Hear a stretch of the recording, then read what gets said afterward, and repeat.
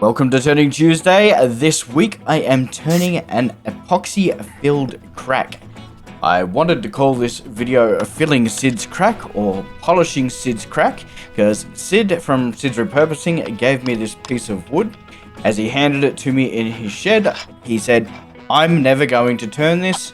I know you've got Carbide tools, why don't you give it a crack?" Now, in all honesty, I did try the Carbides. My Carbides are far too small for a piece this size. I did not feel confident, so I went straight back to traditionals. So that footage will be included here and I'll talk to it. So I started here with the spindle gouge. I wasn't getting anywhere, so I decided to switch over to my short beveled, or my short profiled bowl gouge. And as you can see, just cutting through there. It is cutting, but it's not cutting very well. This is extremely hard, so it's fairly even.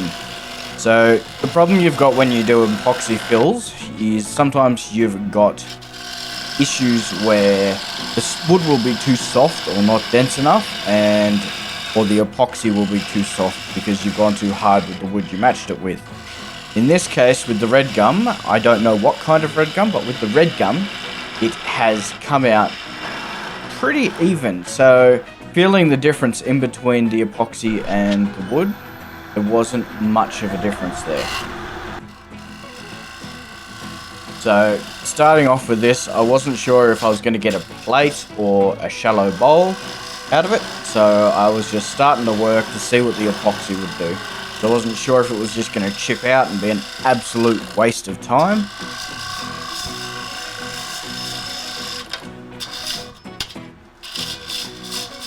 As you can see, I'm being a little bit careless there. I made contact with the wood before I made contact with the tool rest. That was very careless, and now I've switched over to the Carbide tool. So I'm using the round scraper Carbide, and while it is working, yes, this tool handle is extremely short. You will have just seen it flick off the top of the screen there. It ends just behind my wrist. I have no real support. I don't feel like I'm holding it strong enough, and I feel like it's just going to get ripped out of my hand at any second. So I opted completely out of using it and went back to using my traditional tools, which made this turning an absolute slogfest because it's hard wood and the epoxy is also very hard. So as you can see, I'm still trying to grit my teeth and get through it with this, and just about here I get a nasty catch and I'm like, yep, nah, I'm out.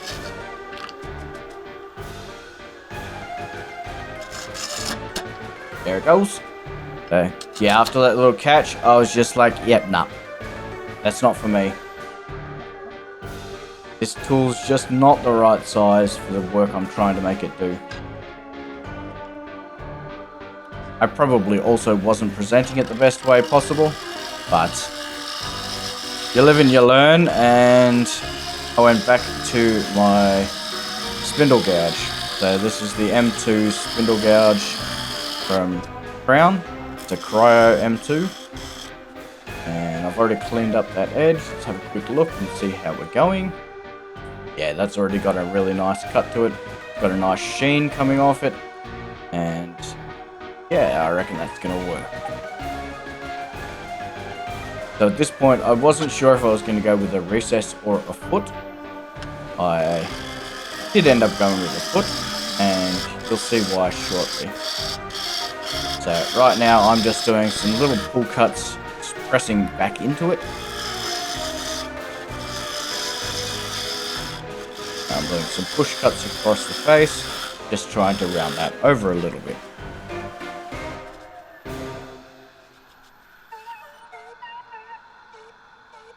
That hissing noise you can hear is my PAPR,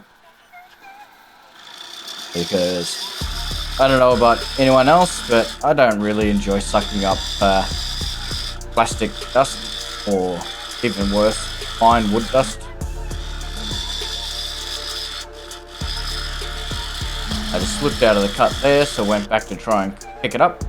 Didn't do it successfully. And I'm just getting completely covered in sawdust.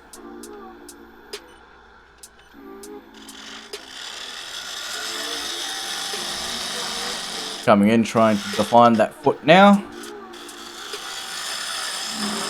You may notice the little white line where I've got that foot defined, so I'm not quite cut at it yet. That white line is epoxy. So I'm actually in the epoxy with this foot.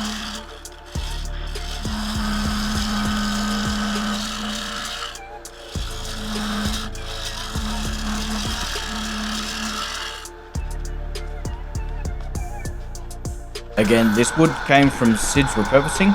So if everyone in the comments can write thank you Sid, because it's always fun playing with something new.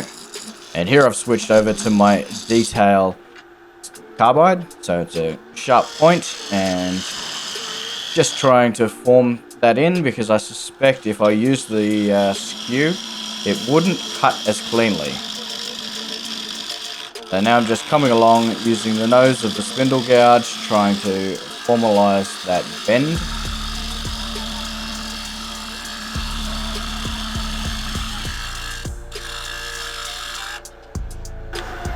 And we'll have another look. So the whole point of me turning this was trying something new, getting it out of my comfort zone, and seeing how the tool handled it. You can start to see that wood appearing. Now, I did switch over to the skew here, but it also took some chunks out of the epoxy, which was my fear. I had a feeling it might.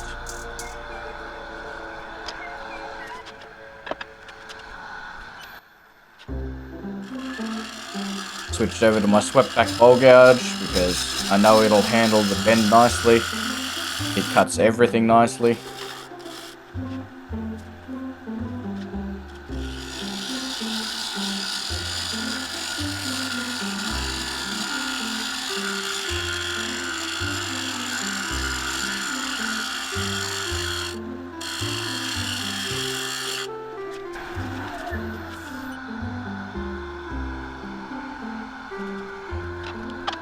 As you can see, we're getting some nice smooth cuts across the epoxy.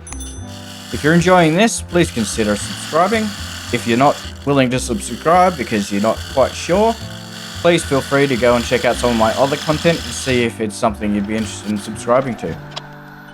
I don't want to get free subscriptions. I would like to be making content that you want to see.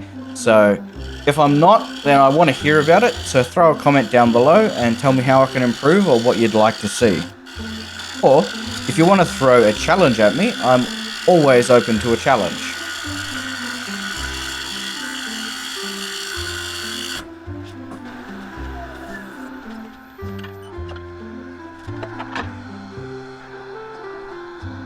Switching over to my square scraper now so that I can try and refine this shape. And yeah, it's cutting quite nicely. Now, as a reminder, I do most definitely have the tooltip down. It may not be as steep of an angle as you see with other people, but it's definitely down. It's just that the camera is above, so it's a bit of a perspective there, and it's just capturing it wrong. So as I go around that corner there, you can really see that it is up quite significantly. So as I ended up around the corner there, it was very obvious. But coming from the back on that angle, you just can't tell.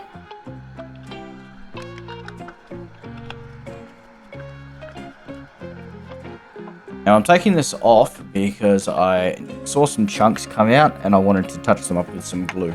I wanted to more or less re-solidify and ensure this piece of epoxy wasn't going to come flying off. So I'm just going around touching up any of the loose cracks I see. And now I get a hint of that real color of this wood. Once I throw the accelerator on it, you can see that red really starting to pop.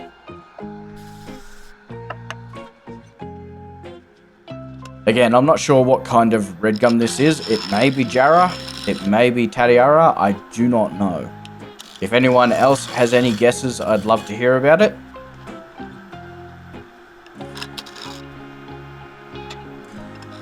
This came from, I believe, Sid, correct me if I'm wrong in the comments. I believe this came from a deceased estate or someone who was getting out of turning, and Sid bought a range of milk crates from the turner. And This one had been sitting in there for a while, and he gifted it to me on arrival at his place.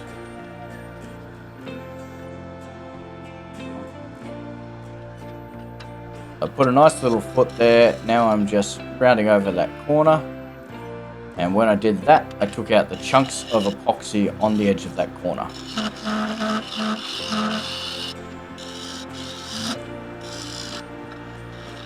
You may notice I've gone for a significantly thinner foot on this one. That's fine. The other thing I did was I set it back from the wood. So it's about 1 millimeter further out from the curvature of the bowl. So it doesn't quite blend in, but when my teeth are grabbing onto it, it's grabbing onto a solid piece of wood instead of air.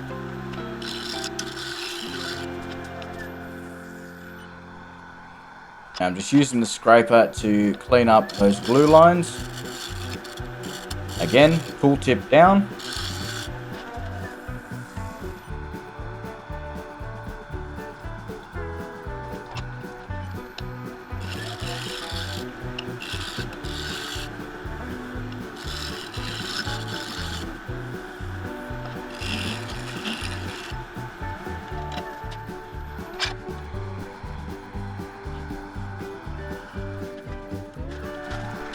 Those grain lines are really starting to pop now. So what I'm going to do here is sand 120 through to 400.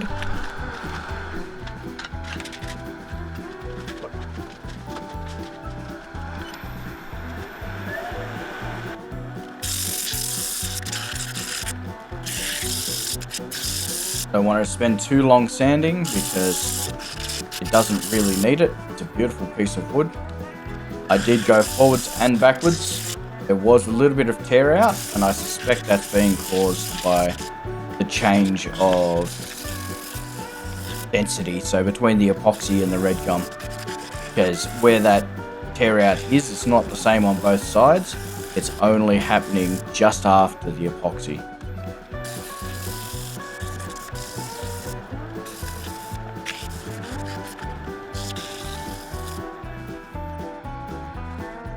As you can see, I've just pointed out there that I wasn't quite happy with that. I did go back and touch it up a little bit, but it's still there. So now I'm moving on to the Triple E, and I apply this twice. So what I do is I stop the lathe, get a good covering across the entire thing, and then I buff it in with a piece of sock that had the Triple E on it already, till I get a nice little sheen on it. Then I go into another layer. As you can see, that's really starting to come out, and it's got rid of most of the sanding lines that were in there. So this is taking it from a 400 grit sanding probably up to 1,000 or more, and when I do it a second time it feels like it's going even higher, maybe a 2,000. I don't know for sure, but it comes out absolutely gorgeous.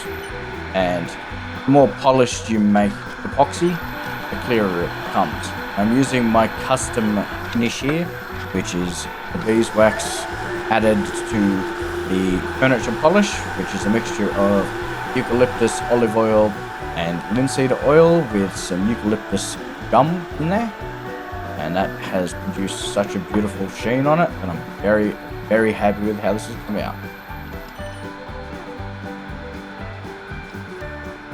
A little bit of color shift in those grain lines, which is really nice to see. And the chuck was looser than the piece of wood, so I just held the chuck still while I started unscrewing it. Now I'm going to flip it around, and off we go. As you can see, I got nice and tight with the jaws there, so no feet mark or no teeth mark in the feet, which is fantastic. Perfect size. Starting here with the spindle gouge.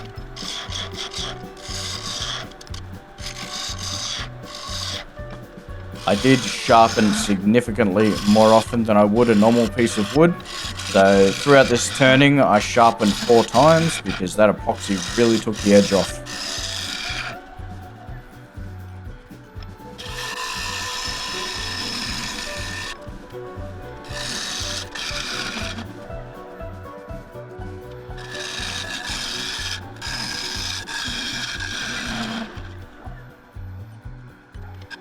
saw that black line and was like, uh-oh. And so I stopped it, had a look, and no, it was just where my bevel was rubbing.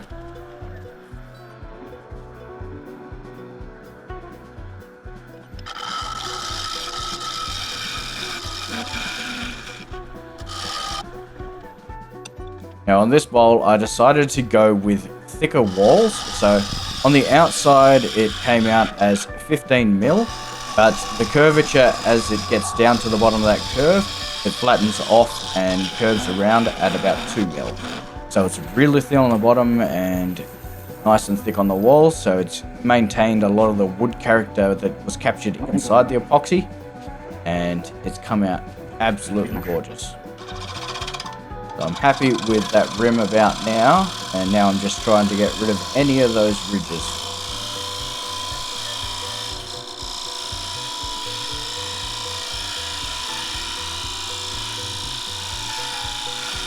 And my camera's getting covered in shavings.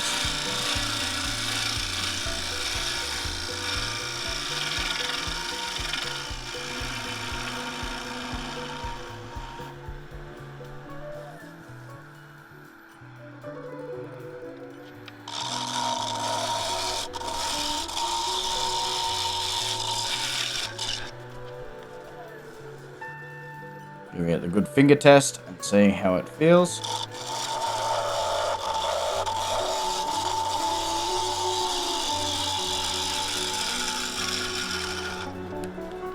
I just need to keep reminding myself to slow down. Let it cut, don't push through the cut. That's why I keep jumping out of the cuts. You see there, I just let the wood work, and yeah. But again, it's a bit harder with the epoxy because it acts differently.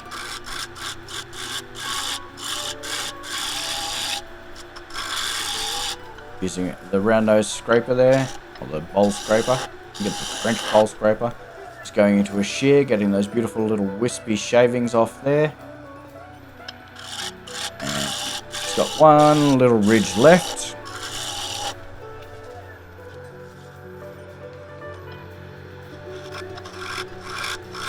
And I'm just blending it to make sure I've got the profile I like. We're almost there. I'm going to come up the wall again with another shear scrape, I believe. And touch up that inner curve so there's no sharp edges.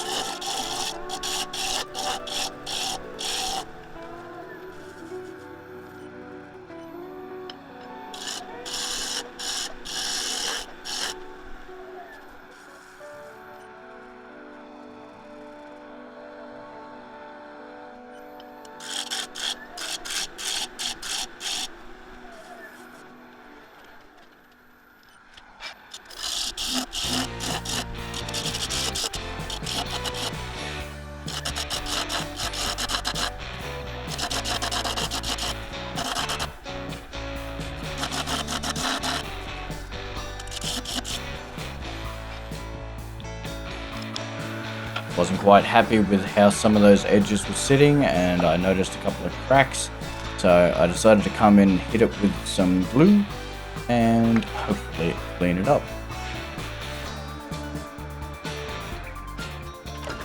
And my lid got stuck, so I've gone to grab a pair of pliers, rip that lid off and give it all a nice touch up. I also wanted to see how it looked with the clarity. When you add glue to it, it brings out that clarity so you can see what's going on inside the epoxy. Now I'm just giving a quick touch up so that I am removing that glue. Quick touch up on the rim, and everything else should sand out. I gave it a good run at 120, both forwards and backwards.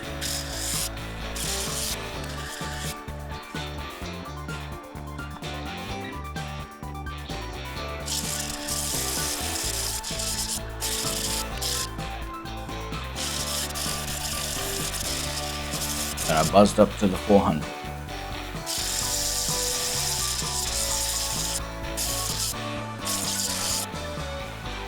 In one of the previous videos I received, I was told to make sure I clean out all of the sanding in between. This is one I probably should have, because there would have been chunks of epoxy which would act as grip. So this one I probably should have taken that advice. But I also knew once the AAA hit, it wouldn't be too bad. So now I'm just blowing it all off, getting rid of anything outstanding. And the lathe while I'm at it.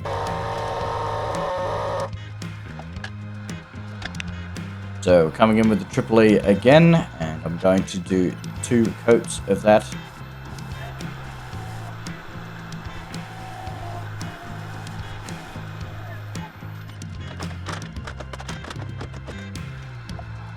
And I decided I needed something new to brush it in.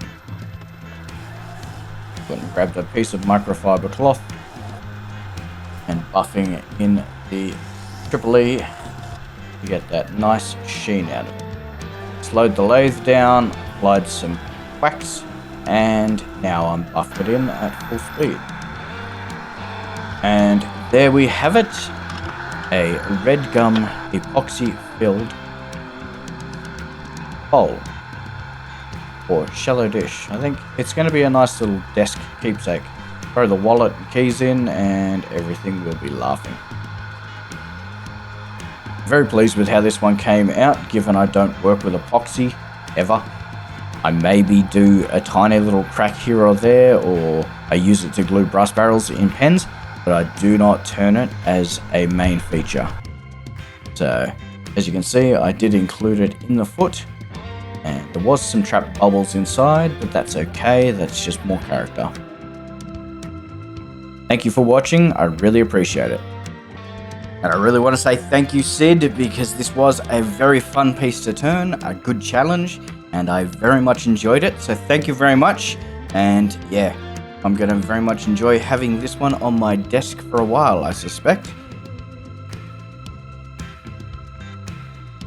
If anyone's still lurking, please make sure you say thank you, Sid, because I genuinely mean it, and this was a really fun piece to work.